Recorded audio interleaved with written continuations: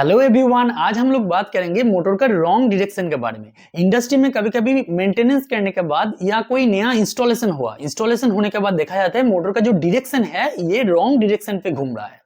तो आपको तो पहले पता होना चाहिए कि ये डायरेक्शन रॉन्ग है या सही है। तो आप इंडस्ट्री में इस डायरेक्शन को कैसे चेक करें और ये डायरेक्शन को कैसे चेंज करें, इसके बारे में आज हम लोग बात करेंगे। अभी पहले हम लोग देखेंगे मोटर रोटेशन क्या है, व्हाट इज मोटर रोटेशन। तो जब मोटर इंडस्ट्री में रन करता है तो मोटर का एक डायरेक्शन होता है। मोटर का जो सैफ्ट है, सैफ्ट क्लॉकवाइज घूमता है, नहीं तो एंटी क्लॉकवाइज घूमता है। तो कोई भी इक्विपमेंट है इंडस्ट्री में, मान लीजिए फैन चल रहा है, कंप्रेसर, कोई पंप या कन्वेयर, किसी भी चीज चल रहा है, तो उसका एक स्पेसिफिक डायरेक्शन है जो मैन्युफैक्चरर वहां पे मार्क कर देता है कि ये इस डायरेक्शन में चलेगा। तो आपका मोटर मान लीजिए उल्टा डायरेक्शन में घूम रहा है तो वो जो इक्विपमेंट है उस इक्विपमेंट का आउटपुट एकदम घट जाएगा, किसी किसी केस में वो डैमेज हो जाएगा। तो आपको पहले ये चीज को ख्याल रखना चाहिए जे ये इक्विपमेंट कौन सा डायरेक्शन में घूमेगा, उसका मार्किंग आपको देखना है, उसी हिसाब से आपको उस मोटर को घुमाना चाहिए। अभी हम लोग देखेंगे मोटर का रॉन्ग रोटेशन क्यों होता है, इसको पहले पता करना है। तो पहला जो रीजन है वो है इंडस्ट्री में किसी भी नया मोटर इंस्टॉल जब करेंगे आप, तो उस टाइम जो फेज सीक्वेंस गलत होने पे ये प्रॉब्लम आता है। तो नया मोटर इंस्टॉलेशन के बाद आपको पता नहीं रहता है कौन सा RYB फेज जो है वो कहां पे जाएगा मोटर का और कौन सा डायरेक्शन में वो घूमेगा। तो इसीलिए नया मोटर इंस्टॉलेशन के बाद ये प्रॉब्लम कॉमन है, ये आता है। दूसरा जो रीजन है मेंटेनेंस के बाद, मेंटेनेंस करने के बाद कोई भी केबल का इंटरचेंज हो जाने पे ये प्रॉब्लम होता है रोटेशन का।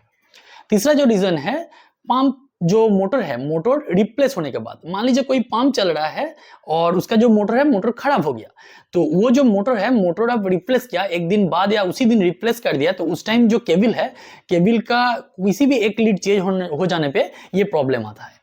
और लास्ट जो रीजन है वो है जो स्टार्टर है, स्टार्टर का अंदर जो वायरिंग है उस वायरिंग में कुछ गलत हो जाएगा तो ये प्रॉब्लम हो सकता है।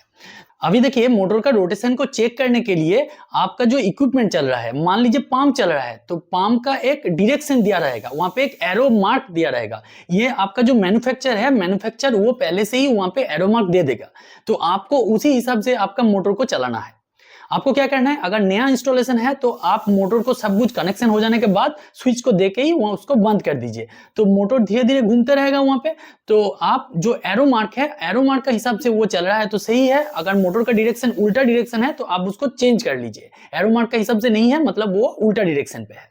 थ्री फेज इंडक्शन मोटर का जो रोटेशन है, जो डायरेक्शन है, उसको चेंज करने के लिए आप किसी भी दो फेज को इंटरचेंज कर देने पे वो चेंज हो जाएगा।